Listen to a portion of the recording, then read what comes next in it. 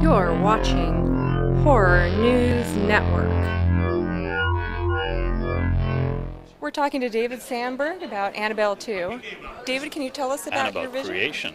Annabelle Creation. Yes. Okay. Thank you for the correction. Yeah. Can you tell us about your vision for Annabelle? Well, I was sort of excited to come into and play in James Wan's universe that he has created, because Conjuring has feels like a classic horror movie.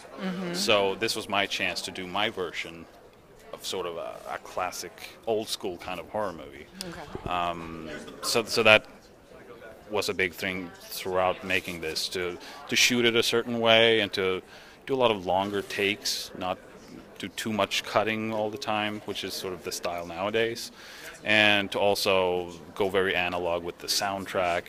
Like that was a big thing. I told Benjamin Wallfish, where we decided that to not have anything that sounds electronic in the soundtrack, to go orchestral and analog.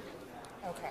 So you're keeping it very serious. We're not going to get campy. Sometimes sequels tend to get a little campy. Not campy, but I always I like having some fun moments. Okay. Like that was a big thing in Lights Out as well, to have those fun moments, like with the boyfriend character and that. And there are not as many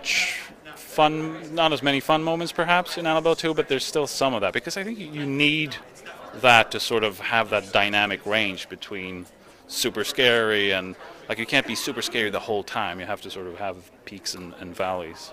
Okay. Yeah. What was the hardest facet of filming this for you? Well, the doll is pretty tough, just because there are certain rules established with her that we can't really, you can't see her walk around. Like, she can move, but not while you're looking at her, or like you have to be sort of clever about how you do that. Like, we have one scene where she, without giving away too spoilers, but she does move, but at the same time you don't really see her moving. So that was hard, to sort of figure out how to make it scary when your scary thing can't really do anything. So you have to have these things that happen around her and have evil take many shapes, and Speaking of that, will we see any other dolls in this? Oh, it's a lot of dolls in this. But, Evil ones? That you can tell us? No, there's not. I mean, she's the most evil doll, but there is, it's about a doll maker, so there's certainly other dolls in the film, and creepy ones. Okay. This is before Annabelle? Yes. Okay. We get to see her creation, so to speak. Yeah. Yeah. Okay, gotcha. Anything else you can tell us about this film?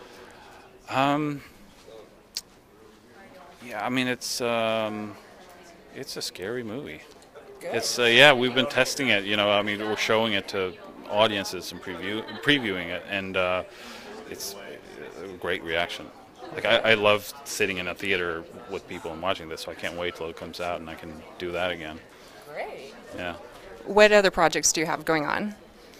Well, one is Lights Out 2 that we're working on, and then I've been very lucky in that Lights Out did very well. Everyone's really happy with this one, so there's a lot of exciting things in the pipeline, which I can't wait to talk about once they become official. Very cool. We look forward to talking to you about them in the future too. Well, thank you. Thank you so much for talking to us. Thank you. Thank you for watching Horror News Network.